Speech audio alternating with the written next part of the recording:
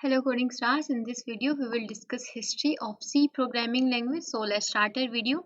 सबसे फर्स्ट अगर हम बात करें जो भी प्रोग्रामिंग लैंग्वेजेस इम्प्लीमेंट हुई थी वो इम्प्लीमेंट हुई थी 1950s में. ओके सबसे फर्स्ट जो प्रोग्रामिंग लैंग्वेज आई थी वो थी Fortran programming language which stands for formula translator, जो कि इम्प्लीमेंट हुई थी 1957 में.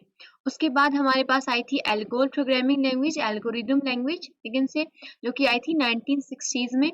उसके बाद आई थी BCPL programming language, basic combined programming language, जो कि डेवलप की गई थी मार्टिन रीची द्वारा एंड 1967 में इसका इम्प्लीमेंटेशन हुआ था. और BCPL प्रोग्रामिंग लैंग्वेज से ही हम बोल सकते हैं कि C प्रोग्रामिंग लैंग्वेज का बर्थ हुआ था. BCPL लैंग्वेज में कुछ ड्रॉबैक्स थे जिनको कंप्लीट करने के लिए B लैंग्वेज को इम्प्लीमेंट किया गया. उसके बाद B लैंग्वेज में कुछ ड्रॉबैक्स थे जिनको कंप्लीट करने के लिए C प्रोग्रामिंग लैंग्वेज का इम्प्लीमेंटेशन हुआ. तो BCPL लैंग्वेज से बनी थी B लैंग्वेज यानी कि बेसिक लैंग्वेज, जो कि आई थी 1969 के समथिंग, जो कि डेवलप की गई थी केन थॉम्पसन द्वारा.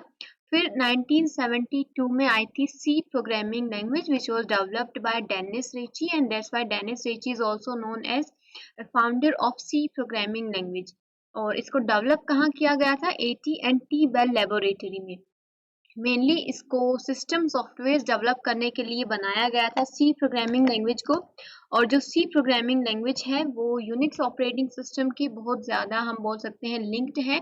किस तरीके से लिंक्ड है? जब यूनिक्स ऑपरेटिंग सिस्टम को डेवलप किया गया था, उसको डेवलप किया गया था 1952 के समथिंग. और इसको डेवलप किस में किया गया था? कौन सी प्रोग्रामिंग लैंग्वेज में इसकी कोडिंग की गई थी? वो थी assembly language.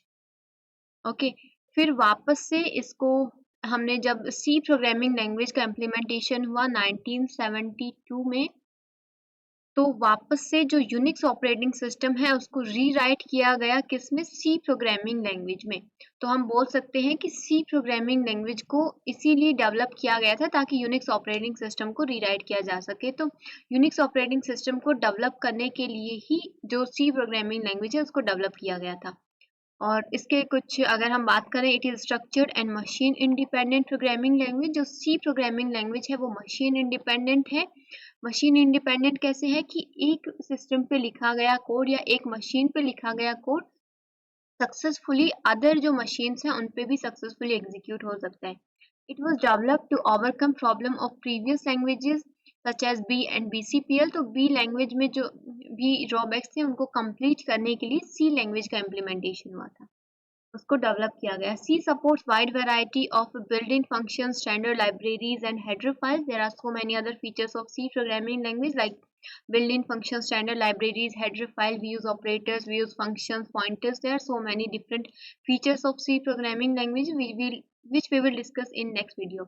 Many languages have derived syntax directly और indirectly from C programming language. बहुत सारी काफ़ी प्रोग्रामिंग लैंग्वेजेस हैं जिन्होंने जो C प्रोग्रामिंग लैंग्वेज का जो कोड है या जो सिंटेक्सेस है उनको यूज़ किया. जैसे अगर हम C++ की बात करें तो C++ लैंग्वेज का जो कोड है वो ज़्यादातर थोड़ा सा ऐसे हम बोल सकते हैं मिलता जुलता है C प्रोग्रामिंग लैंग्वेज के कोड से. ओके तो नेक्स्ट हम बात करते हैं कौन सी प्रोग्रामिंग लैंग्वेज कब आई. तो सबसे पहले BCPL language I, Martin Richard द्वारा डेवलप की गई थी 1967 में. फिर B लैंग्वेज को डेवलप किया गया 1969 में बाय केन थॉम्पसन. फिर C लैंग्वेज का बर्थ हुआ 1972 में बाय डेनिस रिची. फिर कुछ एडिशन C लैंग्वेज के आए थे. KNRC फर्स्ट एडिशन था जो कि 1978 में आया था. फिर ANSI C and ISO C edition आया था 1989 में. ANSI C आया था और ISO C आया था 1990 के अंदर. फिर C99 एक एडिशन आया था 1999 में. C11 एडिशन आया था 2011 में एंड C17 एडिशन आया था 2017 में. तो कुछ क्या क्या इनमें इन एडिशंस में ऐड हुआ था वो हम देख लेते हैं. सबसे पहले KNRC की बात करें तो इसमें स्टैंडर्ड लाइब्रेरीज को इम्प्लीमेंट किया गया था.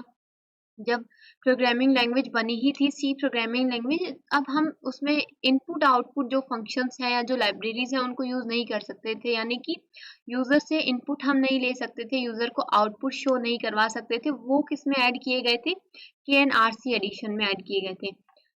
लॉन्ग इंट डेटा टाइप भी ऐड किया गया था KNRC में। सब पहले हमारे पास सिर्फ long data type, not long int data type ही था, फिर लॉन्ग इंट डेटा टाइप भी हमारे पास आया।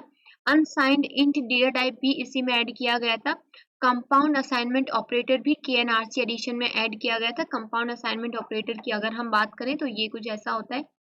ओके, तो जब पहले की अगर हम बात करें तो अगर हमने कुछ ऐसा लिखा है तो उस टाइम पे ये चीज जो है, पहले हमारे पास KNRC से पहले हम कंपाउंड स्टेटमेंट्स को कुछ ऐसे लिखते थे। यानी कि इसका क्या मतलब है कि A equals to A plus B में ऐड करके A को ही असाइन कर दो। तो इस तरीके से ये जो कंपाउंड स्टेटमेंट है ये कंपाइलर के लिए कंफ्यूजन क्रिएट करता था, कि कंपाइलर इसमें कंफ्यूज हो जाता था कि ये जो B है ये पॉजिटिव है या ये नेगेटिव है। यानी कि ये इस चीज में जो है थोड़ा कंफ्यूजन कंपाइलर को क्रिएट हो रहा था। तो इसलिए क्या किया गया कि इसको चेंज करके जो ऑपरेटर है, जो प्लस ऑपरेटर है, जो या जो माइनस ऑपरेटर है, उसको जो असाइनमेंट ऑपरेटर है उससे पहले शिफ्ट किया गया।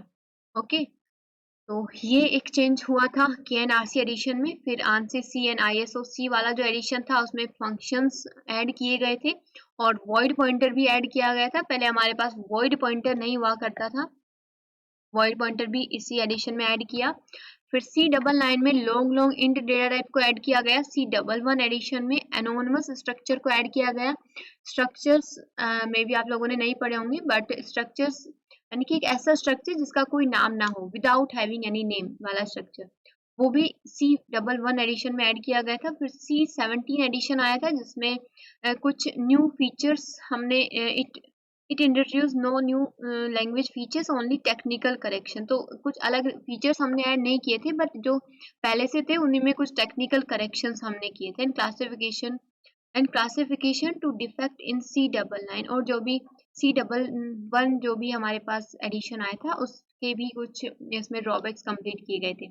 So thanks for watching my video. I hope आप लोगों को समझ आया हो। Happy coding.